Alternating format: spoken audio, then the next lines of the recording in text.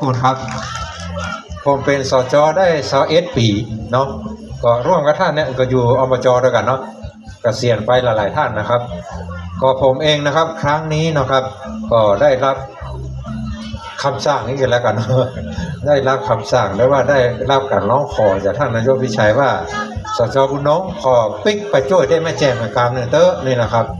ก็หมายเขาว่าสั้นๆนี่ว่าวันที่18 เดือนนี้นะครับผมจะหมดวาระลงแล้วนะครับ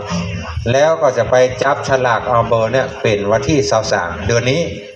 แล้วก็วันที่1 กุมภาเนี่ยจะมีการเลือกตั้งนายกอบจและสมาชิกอบจทั่วจังหวัดเชียงใหม่ทั้งหมดเลยนะครับผมก็ดูแลที่นี่หลายสมัยเนาะก็ตอนนี้ก็คงจะได้ขยับลงไปที่แม่แจ่มนะครับก็ที่นี่ก็จะมีพ่อกำนันวัชระที่จะลงในนามของกลุ่มเพื่อไทยก็จะได้สานต่องานผมที่นี่ผมก็ต้องขอสมาอภัยแล้วก็ขอกล่าวคำว่าขอโทษโดยนะครับที่อาจจะได้ดูแลบ่ทั่วถึง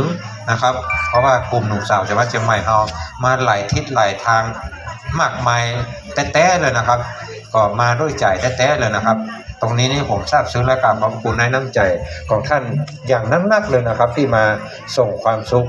แล้วก็ส่งมอบความอบอุ่นที่บนดอยกระยาแห่งนี้นะครับผมเองต้องขออนุญาตกราบเรียนด้วยความเคารพเช่นนี้นะครับท้ายที่สุดนะครับผมขออำนวยพรทุกท่านเนาะเนื่องในโอกาสคริสต์มาสที่จะมาถึงนี้แล้วก็ปีใหม่ที่จะมาถึงนี้ขออำนวยพรทุกท่านได้มีแต่ความสุขความเจริญตลอดไปคิดสิ่งเนื่องประการใดก็ขอให้สมดังความมุ่งมั่นปรารถนาทุกประการแล้วก็วันพุธกับท่านจะกินข้าวที่นี่แล้วก็จะเดินทางไปแอวต่างเมืองไป